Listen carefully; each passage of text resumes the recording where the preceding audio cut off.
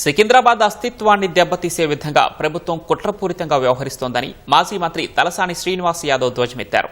చారిత్రక నేపథ్యం ఉన్న సికింద్రాబాద్ పేరిట కార్పొరేషన్ ఏర్పాటు చేయాలనుకోకపోవడంపై ఆగ్రహం వ్యక్తం చేశారు. సికింద్రాబాద్ కార్పొరేషన్ ఏర్పాటయ్యే వరకు శాంతియుతంగా ఉద్యమిస్తామని స్పష్టం చేశారు. ఈ నేపథ్యంలో సికింద్రాబాద్ కార్పొరేషన్ ఏర్పాటుపై భవిష్యత్తు కార్యాచరణ ప్రకటించారు. ఈ నెల 11న సికింద్రాబాద్లోని అన్ని రంగాల అసోసియేషన్ ప్రతినిధులతో సమావేశం, ఈ నెల 17న 10,000 మందితో భారీ ర్యాలీ నిర్వహించనున్నట్లు తెలిపారు.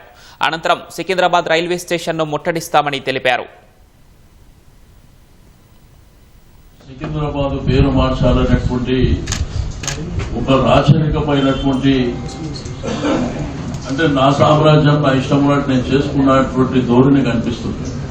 ఈ సికింద్రాబాద్ కల్చర్ని, సికింద్రాబాద్ పేరుని మరి దెబ్బకొట్టాలనేటువంటి నిర్ణయం ఏదైతే తీసుకుంటున్నాం ముఖ్యమంత్రి, డిలిమిటేషన్ చేసి 150 డివిజన్లు ఉంటే 300 డివిజన్లు చేస్తామని. అది ఎట్లుందంటే ప్రజాపాలన కాదు, ఇది ఒక రాక్షస పాలన. రాజ్యం మాది, మేము ఇష్టం ఉన్నట్టు చేసుకుంటామని. కాబట్టి ఈ విషయంలో ప్రభుత్వం విడ్రా చేసుకొని సికింద్రాబాద్ పేరు సికింద్రాబాద్ జిల్లా కార్పొరేషన్ లేదు, లష్కర్ జిల్లా కార్పొరేషన్ పెట్టే వరకు మేము వెనక్కి తగ్గే ప్రసక్తి లేదు.